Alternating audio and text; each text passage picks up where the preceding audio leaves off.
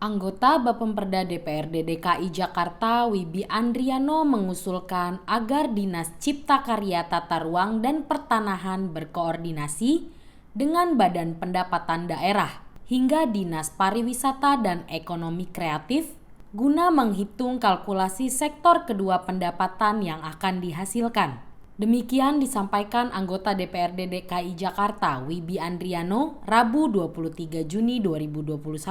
Ia menilai sejauh ini kondisi tata ruang yang diusulkan belum selaras dengan kebijakan-kebijakan yang dikeluarkan pemerintah pusat dalam menggencarkan perekonomian dari sektor pariwisata. Menurutnya, kajian yang diberikan seharusnya juga memiliki proyeksi yang tepat untuk peningkatan pendapatan asli daerah dan juga kepentingan ekonomi masyarakat sekitar. Tentunya kita melihat dulu arah daripada kebijakan pemerintah pusat terkait dengan Kepulauan Seribu. Kita sama-sama tahu ini adalah zona ekonomi. Jadi arahnya berarti adalah peningkatan ekonomi daripada masyarakatnya ataupun mendapatkan pendapatan untuk kas daerah. Nah, seandainya memang kita arahnya ke situ, kita harus fokus di situ. Jadi pembangunan optimalisasi yang terjadi di Pulau Seribu harus mengarah ke arah situ. Sekarang contoh, adanya ekowisata yang ada di Pulau Seribu. Apa hambatannya? Dari pemanfaatan lahan yang ada di Pulau Seribu. Nah, inilah harus menjadi catatan penting dalam rapat kita. Tetapi kita harus tahu proyeksi ke depan terhadap pendapatan itu berapa banyak. Jadi basicnya startnya dari mana? Apakah dari nol selama ini? Untuk PAD yang dihasilkan daripada wisata yang ada di Pulau Seribu.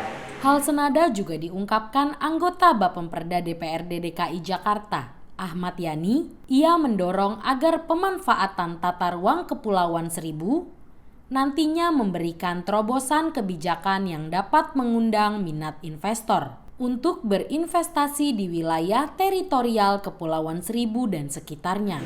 Untuk bisa mendatangkan PAD ini, diharapkan nanti dari pulau-pulau yang ada, ya kita buat satu aturan yang memang bisa mengundang para investor.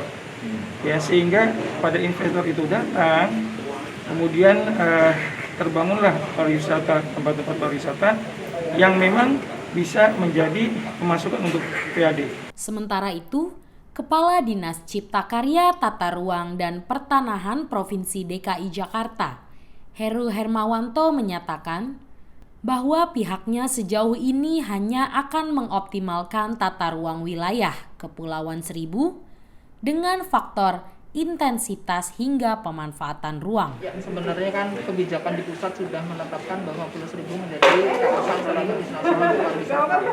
Artinya secara langsung kalau itu memang bisa dieksekusi menjadi kawasan destinasi wisata, secara otomatis akan menaikkan problemnya. Nah, saat ini kita punya ketentuan yang secara tidak langsung itu menghambat ketentuan itu, pelaksanaan terhadap implementasi kawasan destinasi wisata. Nah, untuk itu maka kita mencoba mengusulkan tadi beberapa hal yang bisa melaksanakan ketentuan yang ada di atas. Nah, beberapa hal berkaitan dengan masalah intensitas, berkaitan dengan pemanfaatan ruang dan sebagainya.